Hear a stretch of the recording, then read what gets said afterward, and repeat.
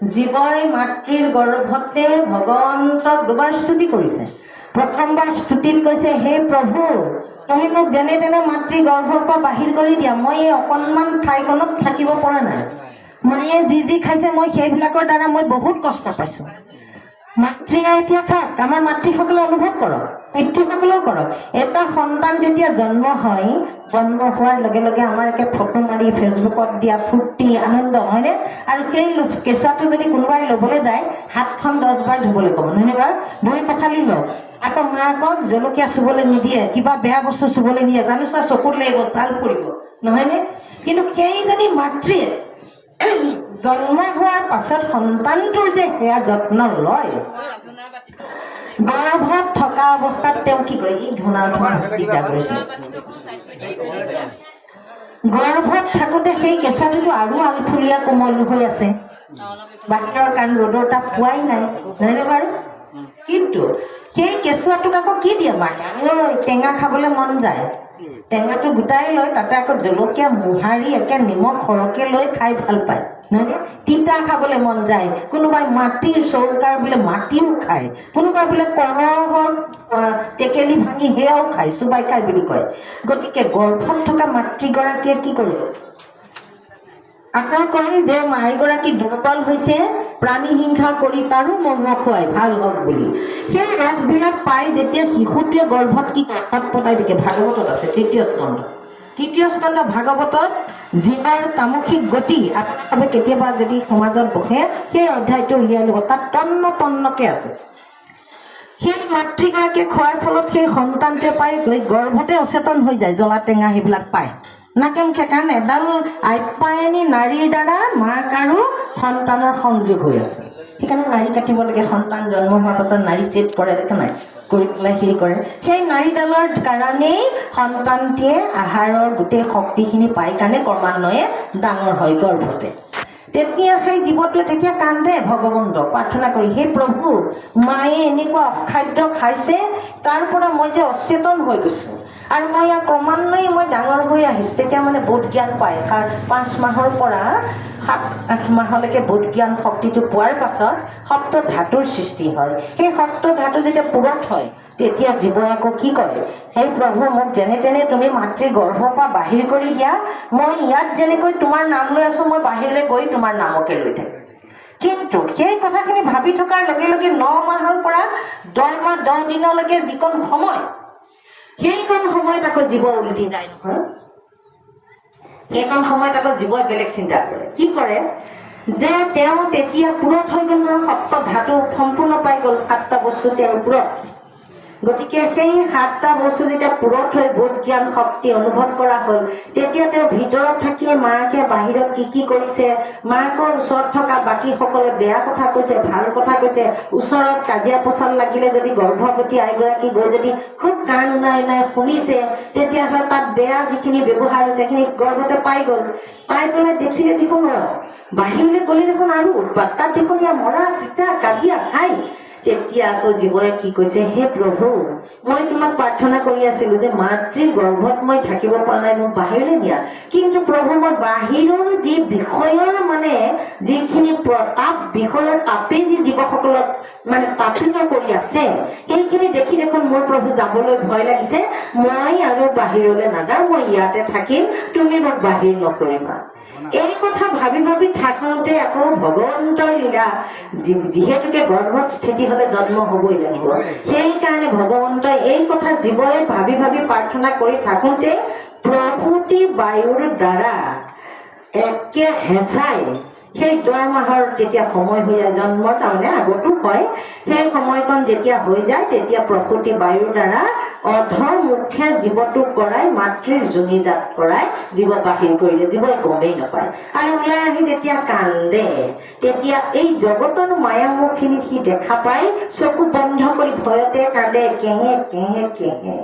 আমি আকৌ তেতিয়া কি কৰো? আয়ো দেখি দুখ পাইছে নহয় নে? ধোৱাই পখলাই মাকক গাখীৰ খুৱাবলৈ দিয়ে। কিন্তু জীৱৰ কান্দোন ভোকত নহয়, জীৱই বাহিৰৰ যিখিনি দেখিলে দেখি ভয় খাইছে, খাই চকু মুদি দিয়ে, চকুটো মেলিলেই যেন কিবা দেখিম, এনেকে থাকে সেই কথাখিনি কিন্তু আমি অনুভৱ নকৰো বা কৰাও নাছিলো আমি এতিয়া শাস্ত্ৰত পাইহে সেই কথাখিনি এতিয়া অনুভৱ কৰিছো গতিকে চাওকচোন আমি জন্মৰ পাছত যিটো লওঁ তাৰ প্ৰতি যিটো মানে আমি যত্ন লওঁ সেইটো কিন্তু আমি গৰ্ভত থকা অৱস্থাত নলওঁ গৰ্ভত থকা অৱস্থাত নোলোৱাৰ কাৰণেই সেই সন্তানে তেতিয়াই প্ৰতিজ্ঞা কৰে যে হে মা হে পিতা তুমি মাতৃকে বেয়া ব্যৱহাৰ কৰিছা মইতো চব দেখি আছো কাৰণ মই গৰ্ভত আছো মই গৰ্ভত থকা অৱস্থাত তুমি মাতৃক দুৰ্ব্যৱহাৰ কৰিছে কোনোবাই যে মাৰপিট কৰে বা কিবা কৰে বা হৈ আহুকাল লাগে সেইবিলাকৰ কথা কৈছে আৰু কৈছে মা তুমি যে এই বেয়া বস্তুবিলাক খাই খাই এতিয়া যে মোক যে তুমি বাহিৰলৈ ওলাই যোৱাৰ পাছত মোক তুমি যি যত্ন ল'ম বুলি ভাবি আছা সেয়া তোমাৰ কথা নহয় তুমি মোক গৰ্ভতে ল'ব লাগিছিল তুমি মোক এতিয়া জ্বলা টেঙা খুৱাইছা ময়ো বাহিৰ হৈ তোমাক জ্বলা টেঙা খুৱাম সেই কাৰণে এতিয়া আমি বহুত হৈ এই সন্তানৰ পৰা আমি জ্বলা টেঙা খাই আছো সেইটোৱে কথা আমি নজনাত আমিও খাইছিলো নোখোৱাকে থকা নাই কিন্তু আমি খাই জন্ম দিলো সেই সন্তানক আমি জ্বলা টেঙা পাই আছো এতিয়া পোৱা কথাখিনি যে সেইটো যে বেয়া এই কথাখিনি এতিয়া আমি ভাগৱতত পালেতো আমি প্ৰচাৰ প্ৰসাৰ কৰিবই লাগিব নালাগিব কাৰণ আমাৰ উঠি অহা প্ৰজন্মখিনিয়ে জানিব লাগিব নহয় আমি ভুল কৰিলো কাৰণে এতিয়া আমি জীৱৰ পৰা এনেকুৱাবিলাক পাই আছো কিন্তু এই আমাৰ উঠি অহা প্ৰজন্মই নতুন জীৱ সৃষ্টি কৰিব গতিকে সেই জীৱবিলাক ভাল হ'বৰ কাৰণেই আমাৰ ভাগৱতত থকা কথাবিলাক প্ৰচাৰ প্ৰসাৰ কৰিব লাগে ইয়াত ভাঙনি হ'ব লাগে সেইটো কাৰণে এই কথাবিলাক জানিছেনে সেইকাৰণে কৈছো জন্মৰ ৰহস্য কৃষ্ণৰ জন্ম হ'বলৈ যাওঁতে দৈৱকী মাতৃয়ে যেনেধৰণে ঈশ্বৰক প্ৰাৰ্থনা কৰিছে ঈশ্বৰকে পাবলৈ চাওকচোন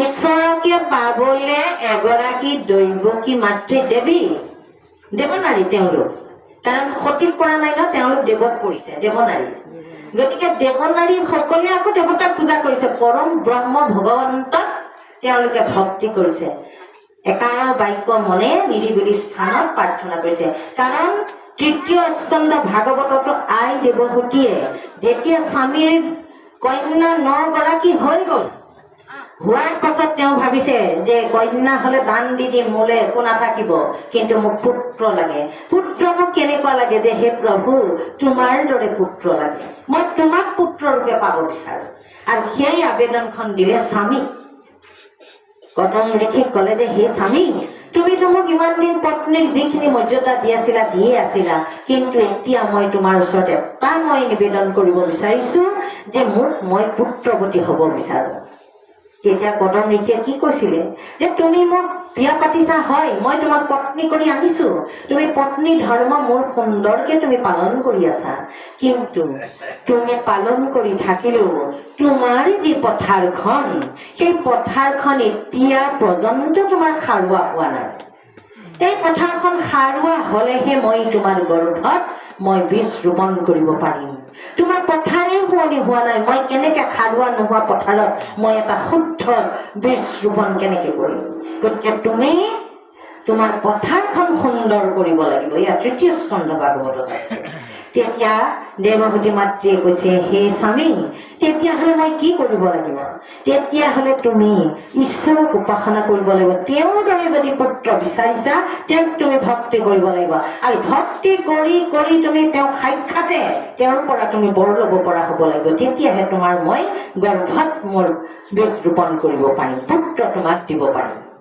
তেতিয়া লগে লগে দেৱহতীয়ে নিৰিবিলি স্থান এডোখৰ লৈ তেওঁ ঈশ্বৰক প্ৰাৰ্থনা কৰিবলৈ লাগি গ'ল 1000 বছৰ ঈশ্বৰক উপাসনা কৰিলে কৰি যেতিয়া ফলৱতী হোৱাৰ পাছত তেওঁ নিজলৈ চাই পেলাই কান্দিছে সতীয়ে আৰু স্বামীক কৈছে হে স্বামী আৰু সেই দিনটোৰ লগে লগে কদম দেখি তেওঁৰ ওচৰত সাক্ষাৎ হৈছে হয়নে কৈছে যে হে প্ৰিয়ে তোমাৰতো আজি সম্ফল হ'ল উঠা তেওঁ কৈছে হে স্বামী তুমি আহিলা হয় মই যিটো উদ্দেশ্যে মই তপ কৰিছিলো সেই উদ্দেশ্য দেখোন এতিয়া সাধন কৰিবলৈ মোৰ গাত শক্তিয়েই নাই মই ঈশ্বৰক প্ৰাৰ্থনা কৰোঁতে কৰোঁতে মোৰ সেই ৰূপ যৌৱন শেষ হৈ গ'ল এতিয়া মই তোমাৰ লগত কেনেকৈ বিহাৰ কৰি মই পুত্ৰৱতী হ'ব পাৰোঁ তেতিয়া কদম ঋষিয়ে কৈছিলে হে ভাৰ্যা তুমি চিন্তা নকৰিবা তোমাৰ পুনৰ মই গোটেই মোৰ যুগ বলৰে তোমাক মই সেই সুৰক্ষী গাভৰু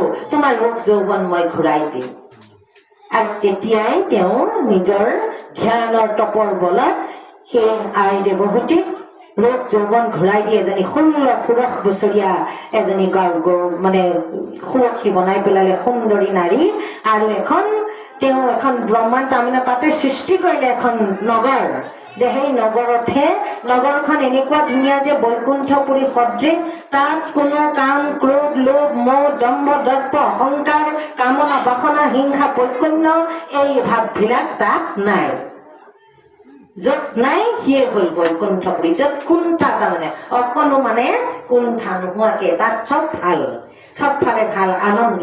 সেই পুৰীতে কদম আৰু দেৱহতীৰ বিহাৰ ইয়াতে আছে। সেই বিহাৰ যেতিয়া হ'ল তেতিয়াহে কদম ঋষিয়ে কৈছে, তোমাৰ পথাৰখন এতিয়া সুন্দৰ সাৰুৱা হ'ল, ৰাম নামৰে তুমি এই উদৰ সম্পূৰ্ণ সুন্দৰ কৰিলা, তোমাৰ হৃদয় সুন্দৰ হ'ল, এতিয়া মই তোমাৰ গৰ্ভত বীজ ৰোপণ কৰিব পাৰোঁ। গতিকে কিমান সুন্দৰ চাওক, এটা সন্তান জন্ম দিবৰ কাৰণে, এটা ভগৱন্ত ৰূপী ভগৱন্ত পুত্ৰ ৰূপে পাবৰ কাৰণে সেই পিতৃয়ে কিমান কষ্ট কৰিছে। তেওঁ জানে, তেওঁতো ব্ৰহ্মত্ব জ্ঞানপ্ৰাপ্ত ঋষি, কিন্তু তেওঁ জানিছে যে তেওঁৰ পত্নীয়ে এতিয়াও নাম বস্তুৰ অধিকাৰী হ'ব পৰা নাই। সেইকাৰণে তেওঁৰ সমান কৰি ললে নিজৰ পত্নীগৰাকী, কৰি লৈ দুয়োজন এক হৈ তেতিয়াহে কপিল প্ৰভুৰ জন্ম। গতিকে আমি নোৱাৰো নেকি? এয়াতো জন্ম ৰহস্যহে, এইখিনি পালনটো আমিও কৰিব পাৰো। কিন্তু দুয়োজন পত্নী আৰু স্বামী দুয়োজন এক হ'ব লাগিব, তেতিয়াহে তেওঁলোকৰ ভাৱনাবিলাক এক হ'ব লাগিব, কৰ্মবিলাক এক হ'ব লাগিব।